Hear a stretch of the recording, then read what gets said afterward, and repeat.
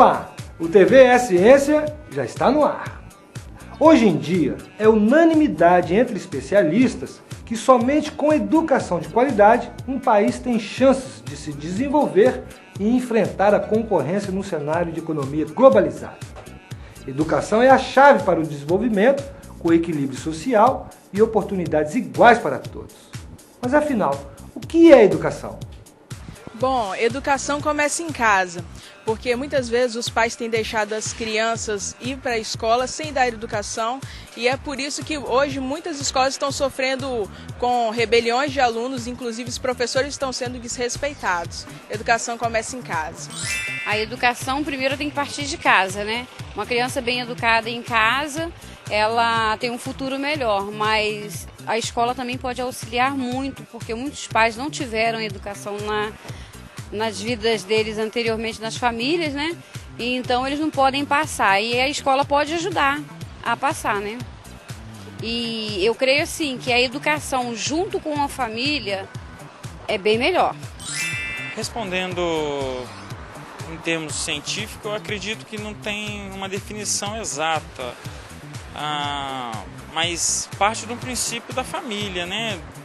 Parte do berço e tal. E a partir daí então você vai construindo o que é educação no seu dia a dia, né? Já dentro da escola, você vai criando um hábito no seu cotidiano, né? Dentro do que é educação.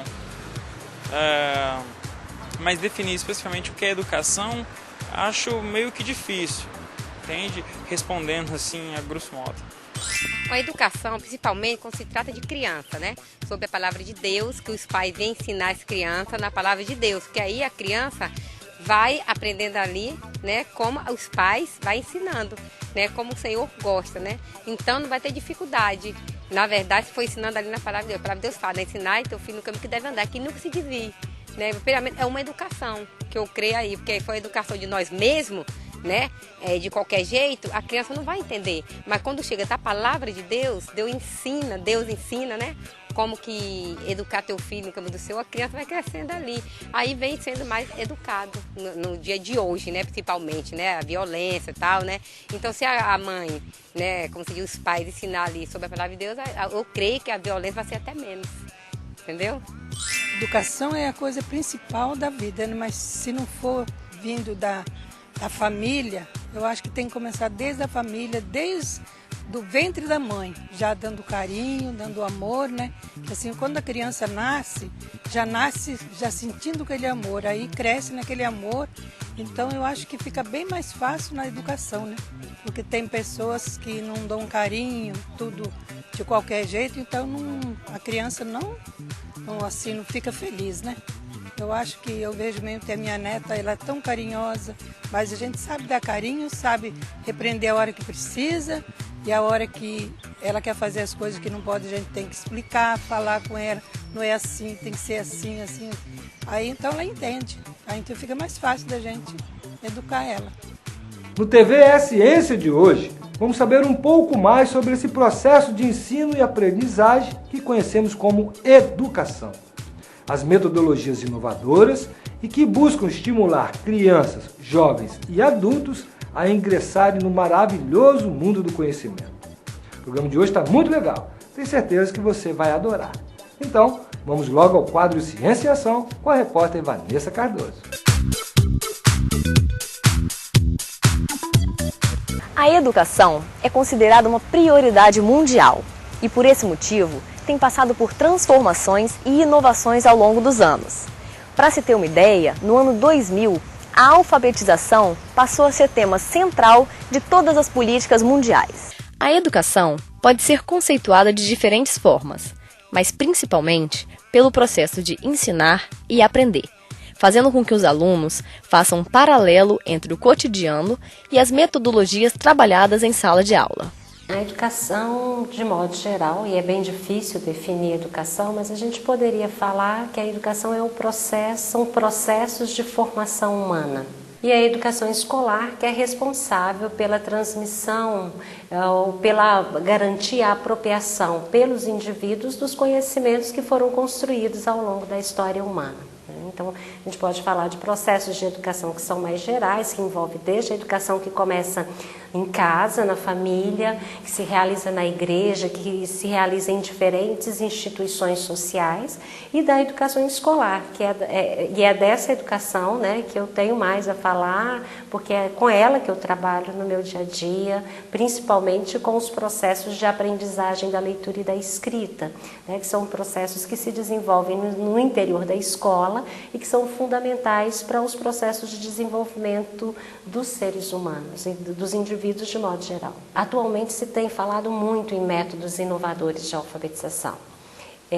No entanto, o que se percebe é que esses métodos de alfabetização, especificamente de inovadores, eles nada têm. Então, por exemplo, hoje um dos métodos que está sendo denominado de inovador é o método fônico, né? O método fônico, ele já foi utilizado no Espírito Santo em diferentes momentos da história da educação no Espírito Santo, já foi utilizado no Brasil também, em diferentes momentos, e não conseguiu cumprir a sua finalidade, que é o de garantir a alfabetização das crianças que são matriculadas na escola. Você veja, por exemplo, que na década de 80, quando ocorreu uma grande mudança no campo da alfabetização, nós tínhamos de 100 crianças que eram matriculadas nas nossas escolas, na primeira série, 50 delas abandonavam a escola sem ter aprendido a ler e escrever. E esses métodos que hoje estão sendo chamados de inovadores eram utilizados durante esse período. E eles vêm sendo utilizados desde o início do século XX, desde o início do século passado, sem os resultados esperados. Cláudia, então vamos falar um pouquinho. O que seria a educação ideal? O que seria necessário juntar o que já vem do passado, a alfabetização antiga, com essa atual? O que seria interessante ter essa união da educação para que ela fosse, assim, perfeita para os alunos? Atualmente, aqui no núcleo de estudos, a gente tem considerado a importância de se trabalhar na alfabetização algumas dimensões, né? A gente tem trabalhado um pouco com isso e já vivenciado e observado alguns trabalhos que têm sido feitos de alguns professores e vendo as possibilidades desse trabalho. Então, o que a gente tem considerado? Bom, é importante que a sala de aula ele seja um espaço que estimule a leitura e a produção de textos. Então, quer dizer, a sala de aula, eu penso que é preciso investir na sala de aula e na escola enquanto um ambiente para que ele se torne um ambiente favorável à aprendizagem, né? Esse seria um primeiro ponto.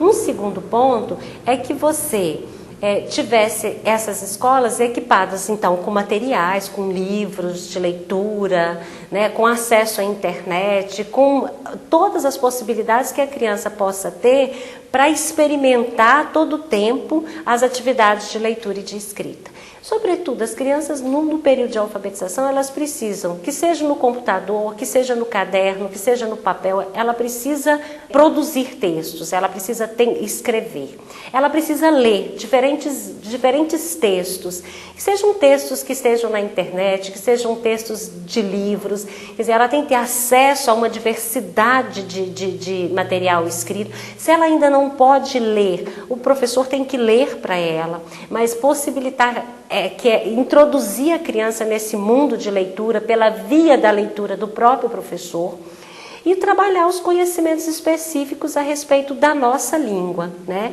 Que são conhecimentos complexos, mas que não podem estar desarticulados do trabalho de produção de textos e de leitura que se realiza na sala de aula. Aí, se você me perguntasse o que tem de antigo nisso e o que tem de novo? Tem de novo a possibilidade de pensar que as crianças que começam a aprender a ler e escrever, elas são capazes, mesmo que da forma delas, de lerem e escreverem.